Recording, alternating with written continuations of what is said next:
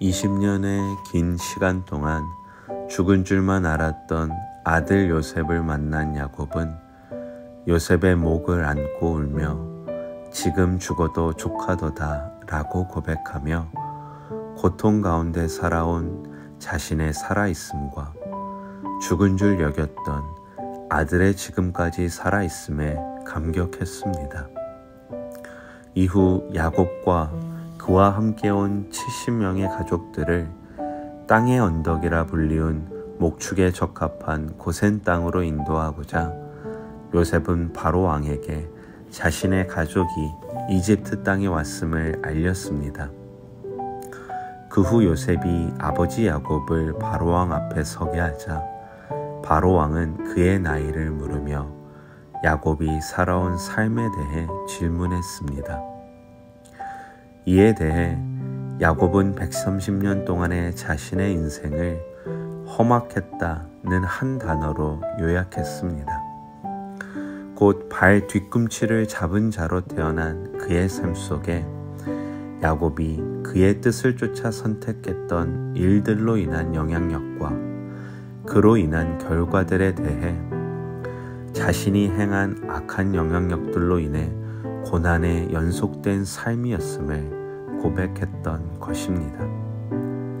하지만 야곱은 나이를 묻는 바로의 질문에 자신이 살아온 인생을 나그네 길로 먼저 표현했습니다.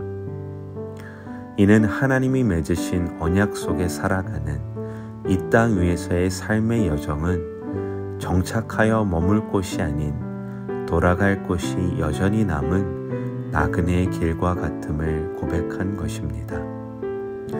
또한 그의 삶이 그저 그의 선택들 때문에 이루어진 험악한 삶이 아니라 자신의 열조 아브라함과 이삭이 지나갔던 하나님과의 동행이 이루어지는 나그네의 길이었음을 기억하며 고백한 야곱의 삶의 간증이었습니다.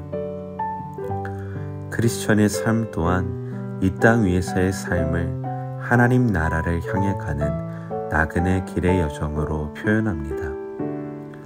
비록 하나님 나라를 바라보며 그곳이 있음을 생각하며 살아가는 삶의 여정이지만 그 과정 중에 우리의 선택들은 하나님의 말씀의 뜻을 따르기보다 내 욕심과 내 판단, 내 계획과 내 방법을 쫓아 선택하며 험악한 여정의 시간을 보낼 때도 있습니다.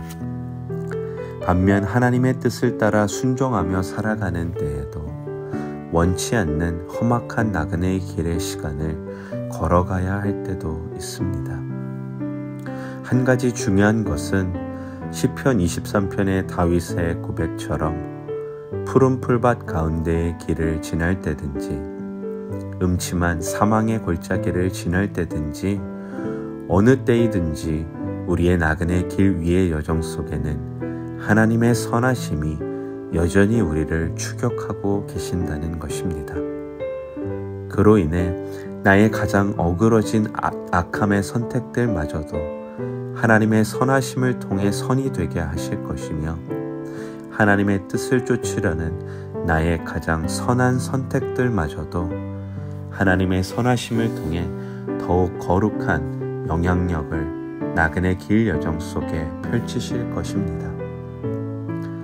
이처럼 자신의 악한 선택들마저도 그로 인한 결과들마저도 완전한 선으로 반전을 이루시는 하나님의 선하심을 경험했기에 그 은혜의 변화를 일으키시는 하나님에 대해 야곱의 전능자라고 성경은 기록하고 있습니다.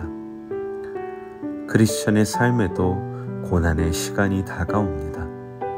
내가 자초한 결과이든 내가 원치 않았던 결과이든 다가온 험악한 삶의 시간 속에 우리를 맹렬히 추격하듯 쫓아와 동행하시는 하나님의 선하심을 기억하며 그분과의 동행함으로 선하신 하나님이 우리의 영원한 머무를 거처가 되길 소망합니다. 크리스천의 삶에는 언제나 하나님의 선하심이 함께 하십니다. 이 말씀을 바탕으로 함께 기도하는 시간을 갖도록 하시겠습니다.